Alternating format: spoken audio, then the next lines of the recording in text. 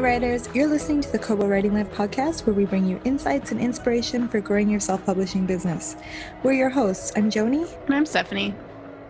Today we're bringing you a special bonus episode of Kobo in Conversation, Kobo's sister podcast that is hosted by Rakuten Kobo's CEO, Michael Tamblyn. And they're kicking off season 3 of the podcast with an interview with Canadian author Eden Robinson. So we hope you enjoy this special preview and please keep listening.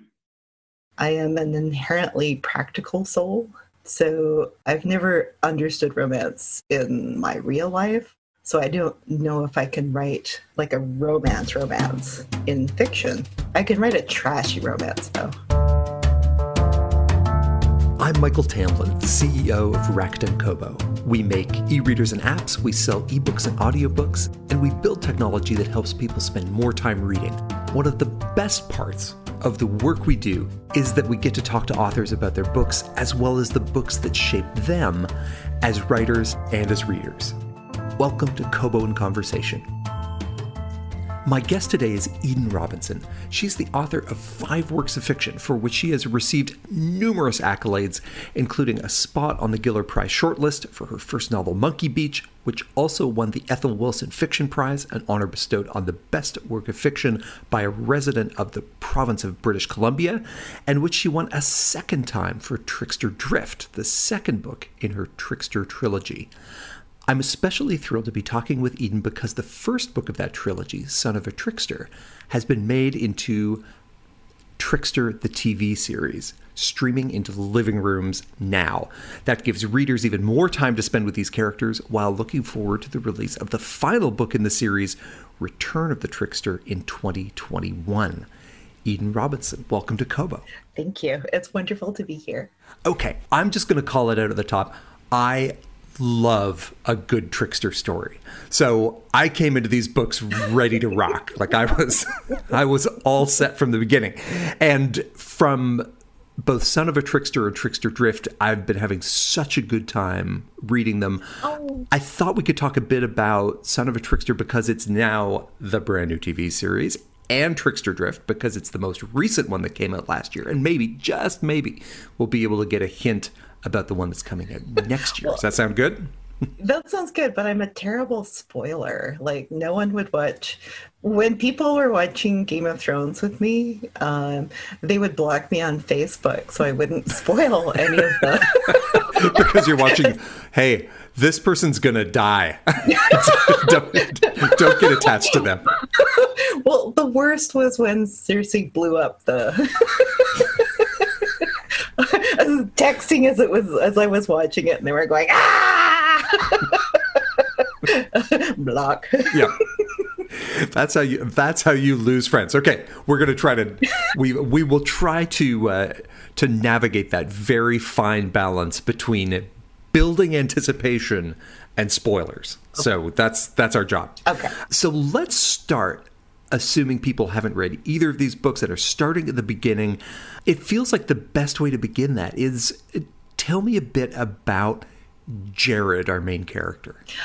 Oh my goodness. Well, Jared was the third narrator that I tried. Like the very first, when I had decided to write a Trickster short story, I chose Wiegert as the narrator. But it turned out it would be like reading a Sherlock Holmes book from the point of Sherlock Holmes. I realized very quickly that I needed a Watson. So I tried to write it from Maggie's point of view, but there were so many fight scenes. and so to make this make sense, you have to tell us about Maggie. It was more of a wrestling book than a crime novel than a trickster story. Because she really, at the entry point of Son of a Trickster, she really didn't like Wiegert. So I was hunting around, and I had noodled around with a short story collection. I believe I was calling it Prayers from the Body. So it was a traditional Indigenous dance group in East Vancouver. So I wanted it to be kind of like the Commitments, like the story of how they form and fall apart. Yes. And there was this one story that never went anywhere. It was like this young man was coming down on the Greyhound and arriving in Vancouver late in the evening, and he didn't know anyone. And it was such a lonely, haunting opening So I looked at that character and thought, well, what if this is the son of the trickster, but he doesn't know it yet? So so instead of being like a 10-page short story that I imagined, because I always, it's in the Indigenous Union guidelines that you have to write a trickster story in your career. At least one. At least one. So I was going to write a 10-page short story about, the son of a trickster arriving in Vancouver. And by page 50, I realized it was probably a novella. And then when it hit page 400, I thought, oh, but I think it's a novel. What was your first clue? And it was a, I think it was just because I had switched writing times. Like, I started off my career being a night owl. Like, I would write from 10 o'clock to 2 o'clock. But because I had so many things going on in my life, by the time 10 o'clock rolled around, I just couldn't write anymore. I didn't have the energy. So I switched to writing at 4 in the morning. So all of Son of a Trickster was written between 4 and 5 a.m. And if you have trouble shutting off your inner editor, I highly recommend waking up at 4. So you just waited until your inner editor was unconscious, is what you're saying. It was like, it works. She's asleep. I don't think She's asleep. Yeah, let's start now. I don't think I wrote a lot. Like, the first week that I did that, like, I think I was so like stunned to be awake at that hour. But once I got used to it, like, at that point I was adjuncting. Like, I was working with IAIA, I was doing gigs with UBC, and like a bunch of different online residencies. I couldn't really leave Kitimat for too long, so that was perfect for me. Like, I had been kicking around the idea of a trickster story for many years, and there was, it gelled that year. And actually, Trickster Drift was where the trilogy was supposed to begin, or where eventually what I figured out was a novel was supposed to begin. But it had so much backstory set in Kitimat that towards the end of that original manuscript, I'd have like one chapter in Vancouver and try break it up and have one chapter in Kitimat, Vancouver, Kitimat, Vancouver, Kitimat. They both have two very different casts. They both have very different feelings to them. So I tried to get I had about 10 first readers, and they were universally confused by what was happening in the last third of the novel. So to get around that, I tried to clump all the Kitimat section together and cram a novella in the last third of my novel. so it's Vancouver, Vancouver, Vancouver, jump back for 100 pages to Kitimat, and then end back in Vancouver. Meanwhile, far up the coast. So in addition to, like, the monstrous cast I always have, like, there was just, they had nicknames, there were different times. So when I was finally working with my editor, she was like, well, it's a good story, but it's a confusing story. And I think it's because you have so many elements. Would you consider simplifying one of them? Like, what if you simplified? And what was your response to that? Is that where you say, no, I will defend it? Or is it, well, now that you mention it, there does seem to be a lot going on there? Well, I think my reaction at the time was kind of like, oh my God, I could write something linear. It's just not my go-to time thread. It's as linear as a Robinson book is going to get. Got it. So when I moved the Kitimat section to the front, it just expanded and expanded and expanded. And then I phoned my agent and my editor and was like, hey, maybe it's 2 books. I have like another 400 pages.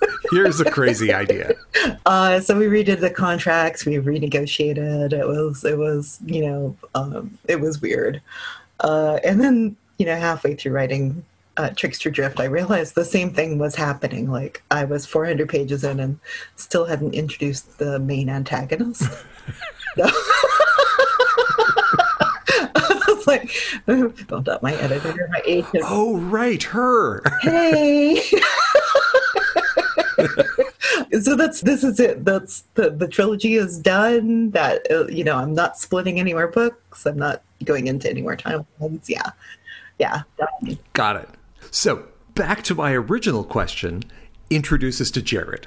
Jared he's the character, he's the narrator that you landed on. He was the last man standing out of several candidates. Tell us about him. What is he like? The Robinson mind at work. Oh yeah, the question. Jared. Hey, listen, I'll go wherever you want to go. I'm just along for the ride. Well, Jared. I'm strapped in. Let's go. Let's see. Jared Martin. Like once I had my narrator, I had a very clear idea of what I wanted him to do and where I wanted him to go.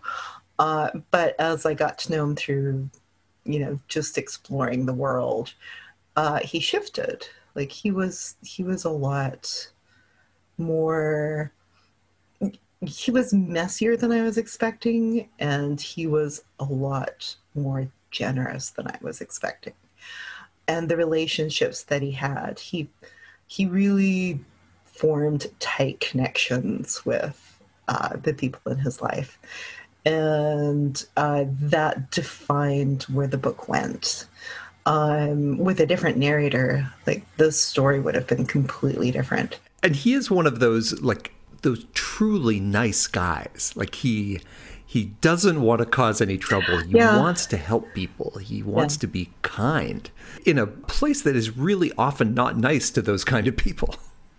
No, it's not. And that was where his ability to figure his way out of really bad situations, that I found really interesting. So I thought, okay, so that's the little trickster in him. He's not the strongest or the smartest or the fastest, but he is pretty clever. Mm-hmm. And the snark was just something. I really love it when characters bounce off each other, when they annoy each other and irritate each other. So I was expecting that, like with his relationship with his mom, but I wasn't expecting the tenderness that came from such a conflicted dynamic. That was a gift from the 4 a.m. muse.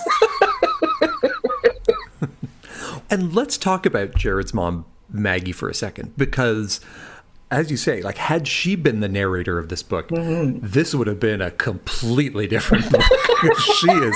She is no joke. It would have been much more Fight Club then. It would have been 100% Kid 'em at Fight Club. And I think I could have only sustained that for one novel.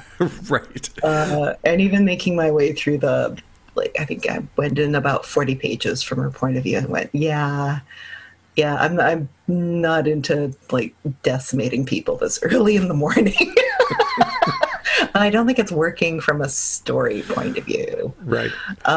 Towards the end of the, in the jumping way ahead to the third novel, there's little bits from other people's point of view. And when I was writing from Maggie's point of view, I could suddenly see like how a novel with her would work. Mm-hmm.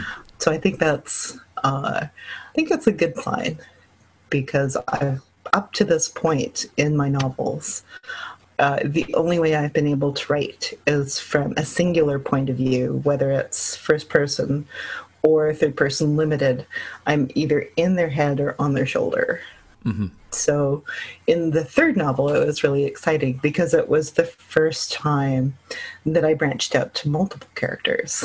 And it made sense in that novel. And I think having a singular point of view is fantastic for getting one person's perspective, but it also limits the kind of stories you can tell. Like it's harder to tell a community story if you're seeing it strictly through like one pair of eyes.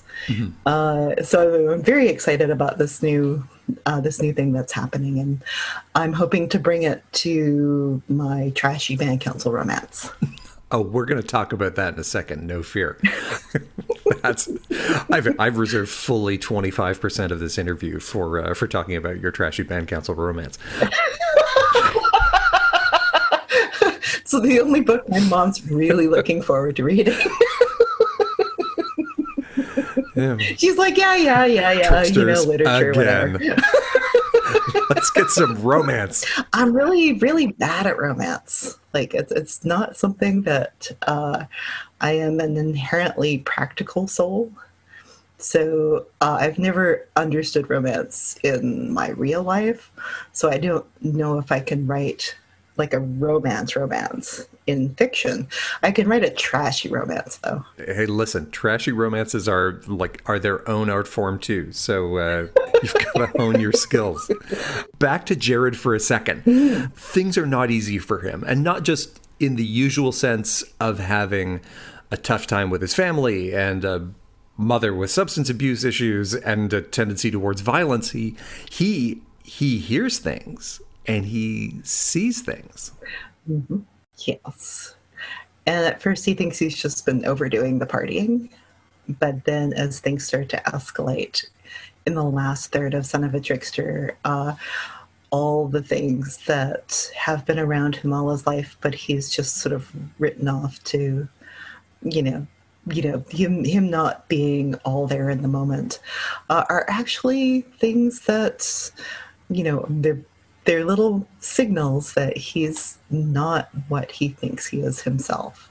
He's more than what he thinks. And we will stop right there because that's the spoiler part that we're working on. Although I will say, as we get farther into Jared's life in Trickster Drift, we see that barrier between the regular world and another world is pretty thin and maybe even has some holes in it. But that's all we're going to say, except to say that I will never look at otters the same way again. That's...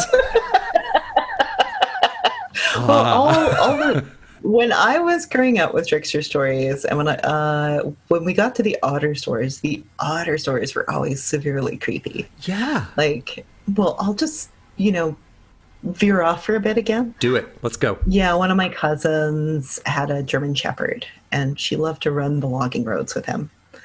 And as she was running, there was like a couple of wolves that started pacing her. And the German Shepherd ran off and they frolicked. And she was, at first she thought it was like a wonderful, magical moment. And this kept happening. And then one day her German Shepherd didn't come back. And that's what wolves do with dogs. Oh. Yes. And it's premeditated. They kind of leave them off playing and then they don't come back. And it's not like they joined the pack. They kind of do, but... Well, sort of. So they're a permanent part. So that's how our stories with otters worked. Like, if you were a kid and, in the summer up north, like, it doesn't really get dark. Like, around 11 o'clock, it's kind of twilighty, dusky. So if you heard kids playing on your front lawn and it looked like so much fun, you went and joined them and you were all playing and you were playing. And then somehow you ended up in the woods and you were lost. And, once you were weak enough, they ate you. As kids do. Which is why I've never trusted children. Because, they were otters in human form and they were luring you someplace where they could eat you. Yeah. So that's the kind, so the cutesy, like, hand-holding otters, I never, it was always a bit of a split for me. It's like, yeah, It's a ruse. Yeah, they're not, in the stories that I know, they're a little more Yeah. roidy. They're just saying, no, come on, get a little closer. Water's fine. Yay! So on that dark note, If Chucky was a Care Bear. Vancouver Aquarium's going, we are going to have to rethink our entire marketing plan now. So on that dark and sinister note, let's talk about Eden Robinson before she became Eden Robinson, award-winning author of Page and Screen, when she was young Eden Robinson, who was totally reasonably afraid of otters. So what place did books have in your life when you were growing up, when you were young? Oh, I came from a family of readers. Like, Dad loved anything about engines or like new discoveries. He loved Scientific America, Popular Mechanics. I grew up with stories about as-built. Like, there's the design for your house that is on paper, but when you actually build the house, you find all these little quirks, so you have to work around them. So there's the plan for your house, and then there's the as-built. And you need the as-built when you're, like, digging around the sewer or so that you don't hit places. So if you don't have an as-built, you're working off a faulty map. So Got it. thank you, Dad. Like, when we would tour, like, I brought him and Mom on one of my book tours in Vancouver Island, and he was very curious about sewage systems. So, like, you know, I do my reading, I do my workshop, I do my talk, and then we go for a drive to different reserves and get as close as we could to their sewage facilities. And then he would always, like, charm his way in if there were people around, and they would discuss, like, the enzymes they were using or which kind of filtration system they had and what they thought of it. And that was like, so that was Dad. Mom loved. See, and all I can think of when you tell me that is like, so what do you get him as a birthday present? Because that's... Oh, he was a huge Blue Jays fan and a Raptors fan. It was always easy. Okay. So it wasn't like you had to get, you know, the 1901 sewer map of Manhattan or anything like that. You had other places to go. Yeah, he was always we actually, like, when I first moved back in 2003, you know, we had been living apart for 20 years. We didn't really know each other, so we really bonded over Robert Luongo's groin pole. If you don't know the Canucks, that's not going to make any sense. I have a very close friend who's a goalie in Vancouver. So those stories are well known. But your dad was also... Was he not a Sasquatch aficionado? He would tell me that was his biggest disappointment about Monkey Beach. Like, he loved that I included Monkey Beach, the place. But he said it would have been even more successful if I had included more Sasquatches. So could you do a new edition with like 30% more Sasquatch? Just He said, that's okay. When you write Monkey Beach 2, you're just going to include more Sasquatches. I was like, I think it's done. So he said, well, you know, just stop focusing on the people and start focusing on the Sasquatches. I'm with him. So Monkey Beach retold, but through the Sasquatch's point of view, was what he was getting at. And as we start talking about your band Council Romance, I think there's a role for Sasquatches in that also.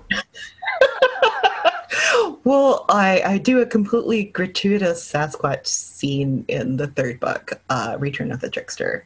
So he's got a big chapter, and then he's got like a light mention towards the end. Cannot wait.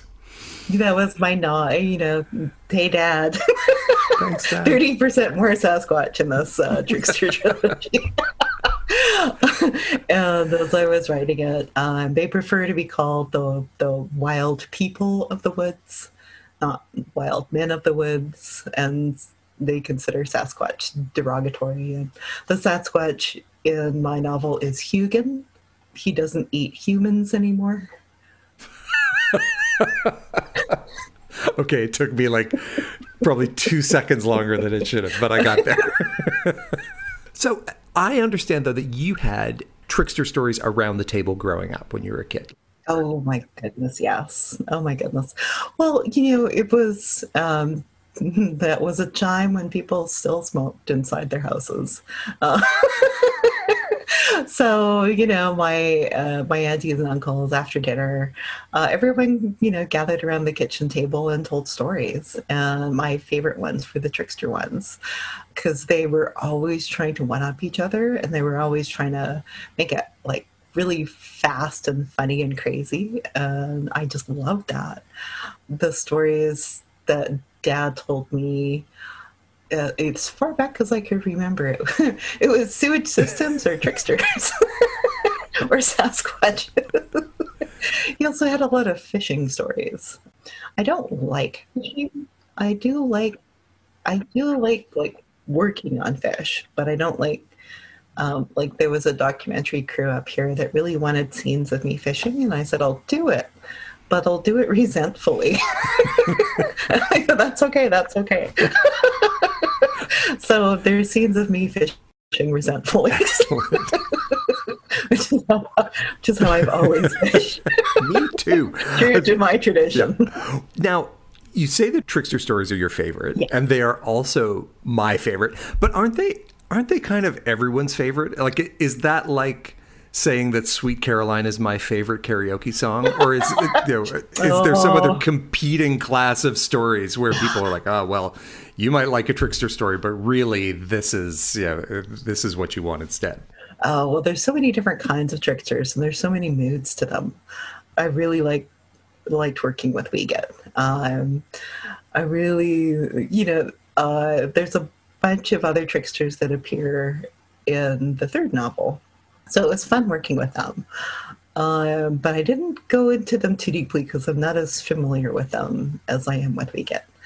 I think the Nass trickster is a lot more benevolent than Wiegand is. I can't pronounce his name, or I could say it, but I would really mangle it. But he's a lot more about like protecting his people, whereas ours was more about stealing food from them. And having children, apparently, in great numbers. He gets around. So as a kid, were you a story listener or a storyteller? Because some kids grab the steering wheel early. Like, as soon as they learn that anyone can tell stories, they say, great, wait till you hear this. What kind of kid were you? I was definitely not a storyteller. I was brutally shy. And I'm good at writing stories, but I'm not good at telling stories. Like, oral storytelling is a skill. And I know writers who can do both. And I find that amazing. But it's kind of like me and poetry. I can write poetry, but it's never going to be great poetry. It's just not the way my brain works. So when I'm telling stories to people, I go on a side, I get caught up in describing the basket that I saw that I really want. I'll suddenly remember, to tell somebody that, oh, that person was really, really good at, making creme brulee. So I don't have the kind of storytelling ability that is treasured in the Haisla Nation. So when I came to writing, I loved it because I could finally tell a story, because you can edit the written versions. Like any of the quippy comebacks, you can spend a couple of days making them quippier. Mm-hmm. So it really sings, but when you're telling the story in the moment, you can't do that. It's, whatever your head thinks up in that point. And we do have different kinds of stories. We have the formal stories that are tied to the potlatches and names and rights and responsibilities and proving that this person does own that name. And then you have the other level stories that I'm working with, which is oral stories that are in the public domain. Those stories were usually told to children to give them an idea of what our Nuyum was like. and what happened if you broke it. So Wiget was wonderful for showing what happened when you didn't follow the Heisler protocols, because he was a big rule breaker. And then, the last level of storytelling is like the family stories, like the time that Aunt so-and-so was driving home from a wedding in Rupert, and she got tired of her corset and threw it out the window, and it landed on the windshield of a cop car. So you're at the kitchen table. It's coffee and cigarettes all around. And pie. And trickster stories are being told. Are those ones that people have told before? Or are they ones that they're making up for the first time? Both. Okay. Some of them are variations on stories that have been told, like with more different details or different focus or a different set of characters coming in with Wiget. And some of them are just, stories that someone made up. And usually with Wiget stories, there are stories that you tell verbatim, and those are stories that have been passed down to you. You have to have a big name for those stories. So you're told them, your Nusa, they tell you again and again and again until you can repeat it back. And they'll pause like at a certain point, and you have to fill in the blank. I was horrible at that. Mm-hmm. That was never going to be a part of my future. You got no stories. I don't have that kind of memory. So by the Heisler measure of intelligence, I'm a little, special, because you have to know all your relatives. You have to know if someone tells you something once, you remember it. And if someone shows you how to do something once, you remember it. Those are the people we consider smart. So it's very different from like mainstream culture of what people consider smart. So I really liked books, because that made sense to me. And if you studied, it didn't matter if you didn't get it the first time. As long as you kept going, you could get a good mark. And so what was the first book that grabbed you? What was the first one that really made an impression? The Cat from Outer Space. Nice. Oh my God, my poor parents. I don't know how old I was, but I remember I picked that book up in the Sally Ann, and I found it hilarious. So I read it so many times, like all the glue came apart, and I, sort of stuck it back together with staples and electrical tape. And I would read the funny sections to anybody who would listen. So I'd follow my mom and my dad around. I'd follow the teachers around, random people at the bus stop. I think I read that book like a billion times. And then I finally saw the movie and was slightly disappointed, because I liked the book better. It was still funny, but it wasn't, I had firmly bonded with the book. And then when I entered my teenage years, I went through my first depression. And it was so strange, because I hadn't changed as a person, but the mood that I was in, the headspace was completely different. So that was when I started gravitating towards horror. Because when I was growing up, you didn't talk about depression. It was considered taboo. So there was no therapy. They only had the older, tricyclide drugs. And my parents and my doctor didn't really know what to do, because it wasn't in anyone's vocabulary. So I started reading like crazy, because reading was the only way I could get out of my own head. Mm-hmm. And so, I didn't bond with a lot of the YA novels at that point. They weren't, they weren't in me. But when I read my first Stephen King book, it was Carrie. And the mood of horror is so similar to the headspace of depression. Yes. That I became instantly obsessed. So my family would get me for Christmas, they would get me like all the paperbacks of Stephen King. So I'd usually have about 3 versions of each book, like one to read, one on the shelf, and one as a spare when I broke the first one. Well, and Carrie has really all of the things that you want in a teen novel in terms of that mix of depression and catastrophically bloody vengeance. Yeah. It's exactly what you're looking for at that age. It really is. 13-year-old me can really relate to Carrie. Yeah. And then I think I was obsessed from Carrie to Cujo.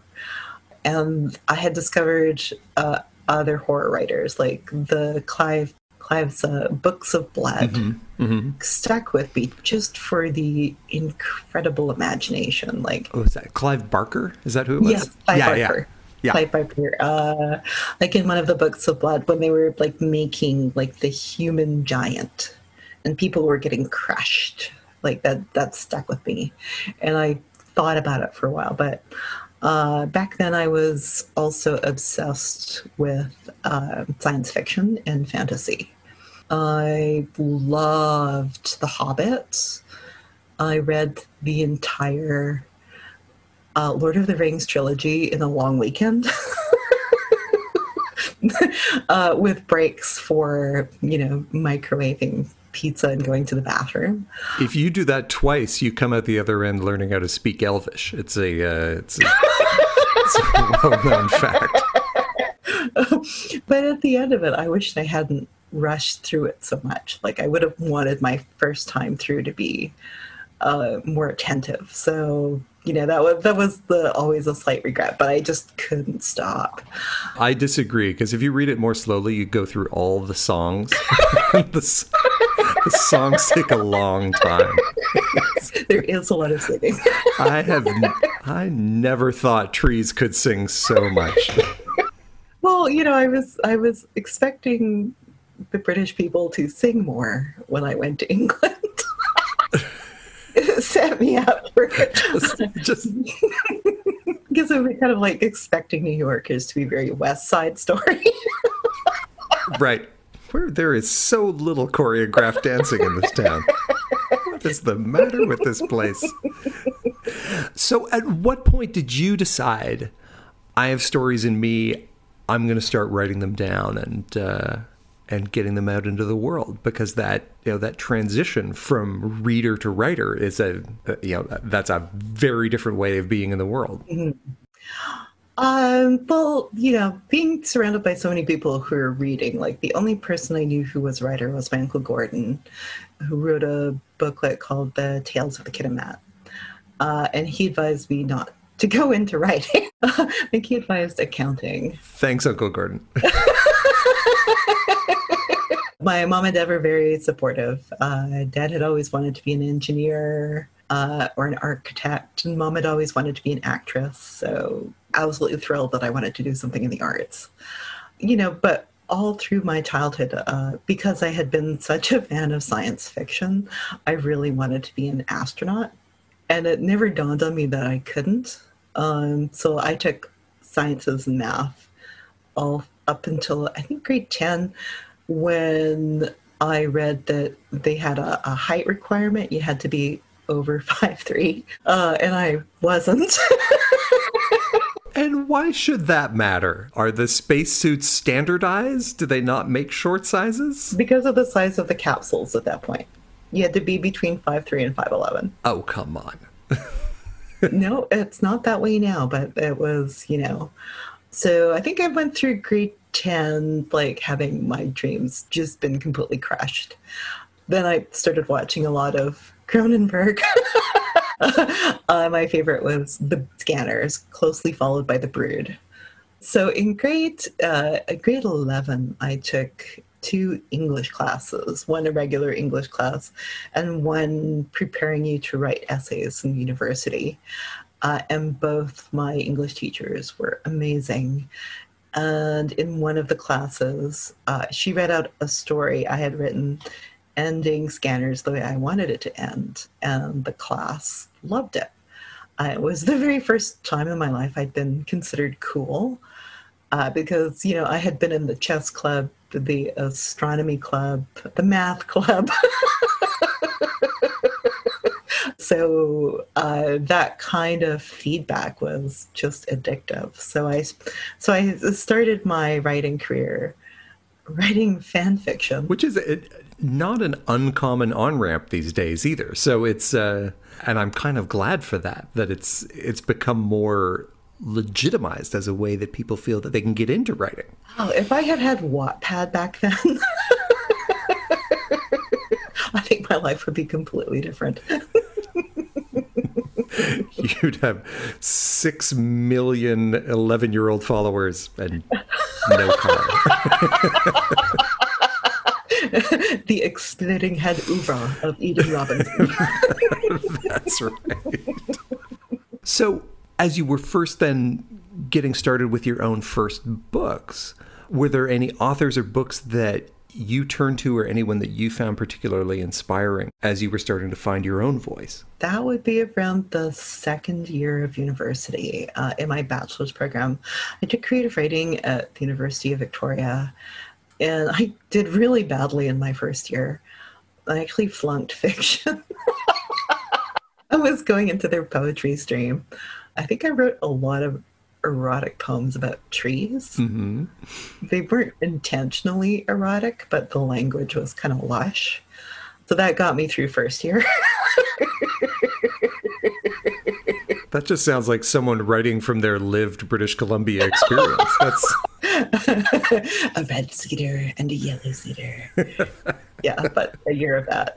But in the next, I think I snuck back into fiction by taking a summer course by Bill Valgertson.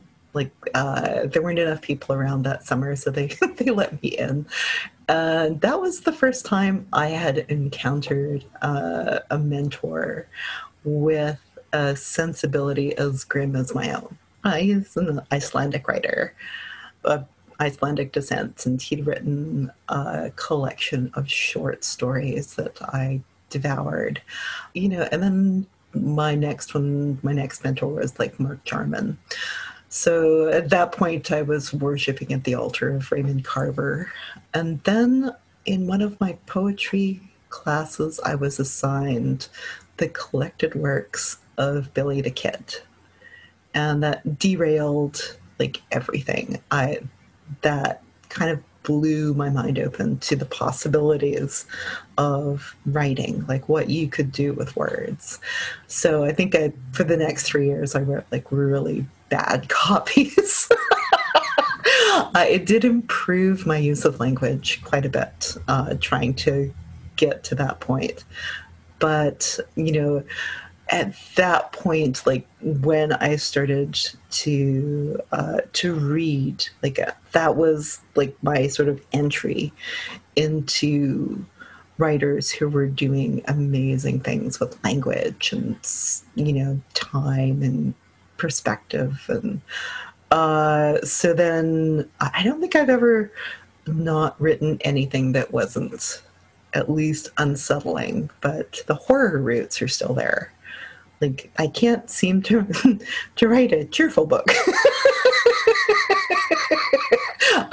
But I think that might be just, the things that fascinate me, the things that hook my attention and don't let go. So tell me a little bit about how this series got started. You've written Traplines, you've finished Monkey Beach, and it wasn't like you sat down with a piece of graph paper and decided, here's my plan for a 3-book series. So what was the kernel at the start of this story? The kernel of the start was Dad trying to tell my niece and nephew a trickster story, and they didn't find it funny. They didn't have, they grew up in Ontario. They didn't have any context for We Get Stories. And I found that really sad. So I wanted to write a trickster story that was set in the current time. And then there was the whole process of, the point of view. And once I found Jared, the structure bent around him. The story was driven by who he was and where he was. And I always knew that his mother was going to be a witch. And I knew that, but other than that, it was just trying to weave in the mythology and at the same time having, like, at 4 a.m., your imagination feels very free to just run amok. So there are these fireflies in the first novel. And what they were supposed to be was like a pretty little signal that, Sarah had power. The girl that eventually became Jared's girlfriend. And then they started talking. So some of the creatures are, they carry a lot of the elements, the traditional supernatural creatures that I grew up with. And some of them I completely made up, like the fireflies. What else did I have in there? So having those characters interact with Jared shaped the way the novel was told. Like, if I had chosen a different narrator, it would have been a very different story. And how was it to write your own trickster stories? Yeah, and so to decide, I'm going to take on this traditional character, I'm going to weave a new story around them, and to, as you say, to write it rather than to tell it. Mm-hmm. Did that feel daunting, or did that feel like picking up something that you felt very comfortable with and very familiar with? I was very familiar with it, but I was very, very tentative and nervous about it at first. So I talked a lot about what I was trying to do with people. Much the way I'm talking to people about my trashy band council romance. Like, I don't want to do something that's considered lateral violence. I don't want to do something that's considered like, as thoughtful as a novel as I can write and still have, the crazy personal elements. So that was the process I went through with Son of a Trickster. And so these 3 books will have spanned how many years of your life? Like, it's from kind of first one to now. Well, I first tackled this seriously in 2014. Okay. So we're 6 years and change now. Yeah. And are you a different writer now than you were when you started? Oh, yes, much different. Well, what's like the big 10-year gap between Bloodsports and starting to write the Trickster series? A lot of that was taken up with menopause. And, a lot of the personal things that you go through when your family gets older. So it's very distracted. I had like a bunch of day jobs, and it was really hard to squeeze in writing time. So it's waiting for the perfect writing time, and it really never came. Was this before you found your 4 a.m. Writing window? Yes. Okay. Yeah. Oh, but I missed writing. Like, it's a lot of fun. And if you are a daydreamer like me, it legitimizes daydreaming. You're working all the time. This is a process. This is the art. It's not just me staring at the wall for 3 hours. So between first book and third book, how do you feel like you've changed as a writer? The biggest change was being able to let go of having a perfect first draft. I remember writing trap lines, and every sentence just killed me. Like, the editorial process for that book was a lot of crying. And these long debates over semicolons, and it was like I was still fully in the thrall of the Carver-esque style of writing, and it just killed me that someone wanted to put in a semicolon here to make it clear, and it was just like, no semicolons, no adjectives, no adverbs. So now I understand house styles in publishing houses. Like, every publishing house has a different style of punctuation and grammar. So if you cling to like the APA and your publishing house does Oxford, learn to let that go. You're just going to be angry all the time, or... That's where cheesecake comes in.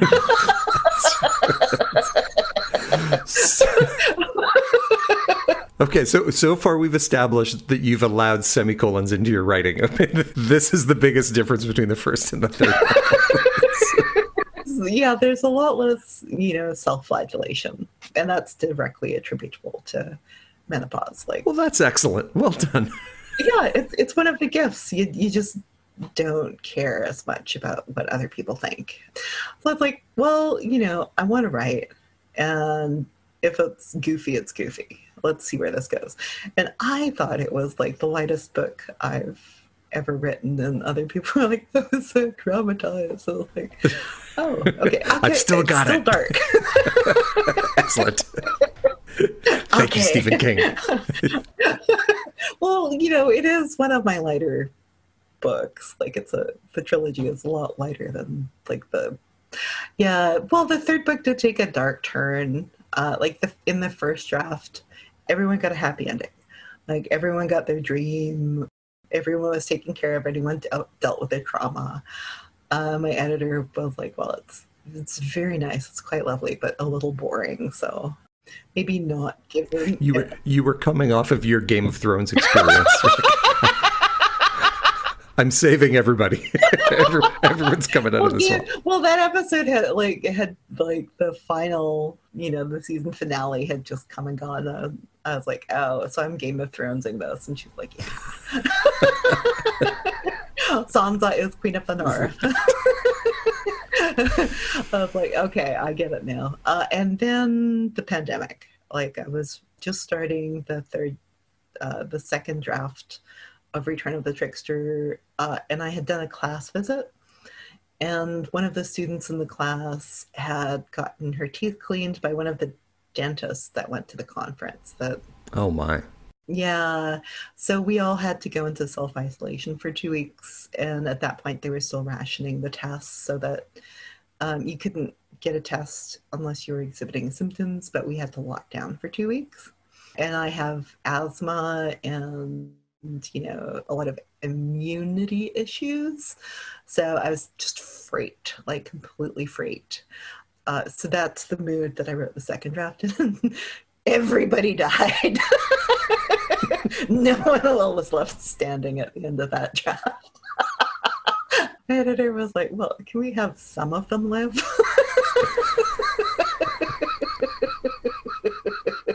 So the final draft is a sort of balance between once I moved back to Kitimat and realized that, everyone was in the same sort of, apocalyptic mood, and it was much easier because I was only 2 blocks from my mother.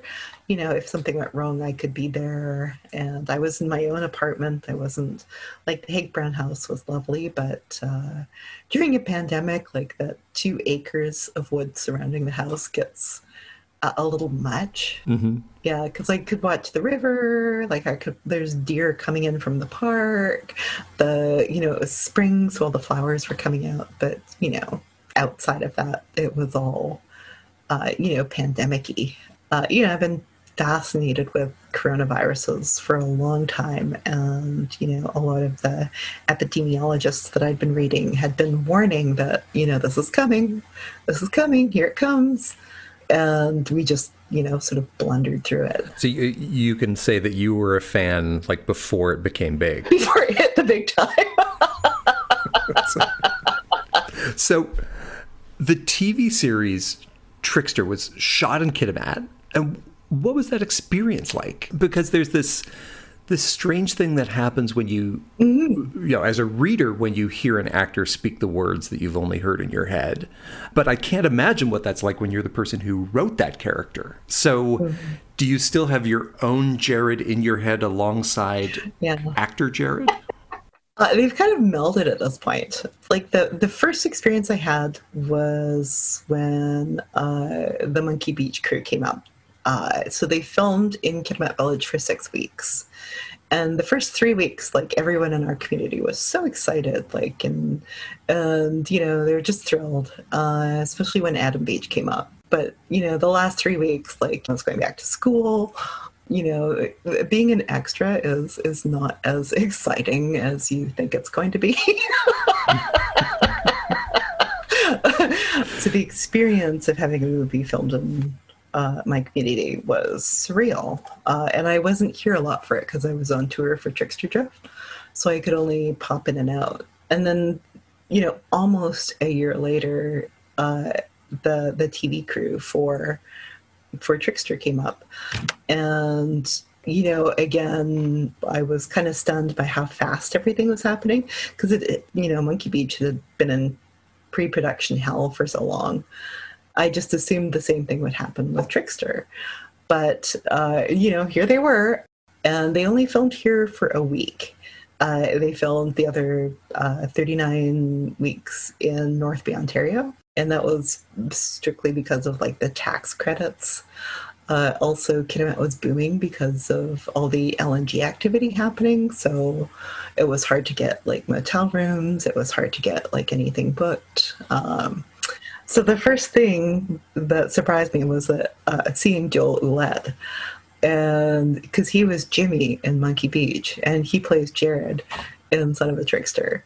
So that was hilarious because I knew him already. And then I met, like, Anna Lamb, and it was so weird. It was like, in my head, I had pictured them very differently. But when the first scene that I saw was them in front of our post office, and she's putting up a sign, and he's on a medical scooter. And once they started interacting, it was like, oh my God, there they are. They're here. And for the week that they were in Kitimat filming exteriors, it was pretty intensive because they had to film, like, all the exteriors for the series in that week. So they were just doing, like, insane hours. And at that point, I think it was like the second day they were here, the documentary crew that was filming for, like, 15 different Canadian authors for the Frankfurt Book Fair, came up to Kitimat to interview me for my 15-minute biography. So at one point they were battling drones going up and down the Douglas Channel. As they were both trying to film, like, the same. But I guess the film and TV world are pretty small because the crews knew each other. So they worked out a schedule for the drones. There can only be so many West Coast filming drone guys. Like, that's got to be... that's got to be a small club. So the documentary crew was here for 3 days, and then the TV series was only here for a week. So there were 3 days where I was, you know, on boats. And yeah, there's one scene. I'm curious if it makes it in. Like, my niece was here, and she's a cousin that she's best friends with. And she was sleeping here, and I was burning pancakes for them when the film crew came in. Like all good aunts do. I think they were blueberry too, so it was quite the smoke. You get some extra smoke off of the blueberries. Yeah, I'm famous for, you know, my really bad cooking. So let's imagine for a minute you can create a magic year of writing time. It isn't going to take you away from another project. Nothing's going to be late. It has no career implications. You just get this pocket of time to write a book you want. So right now, what would that book be? I have just, you know, I've always wanted to write, like, a fantasy book set in northern BC. Like a you know, Ian Robinson's Lord of the Rings, but with, like, a young woman. And the ring's made out of spruce.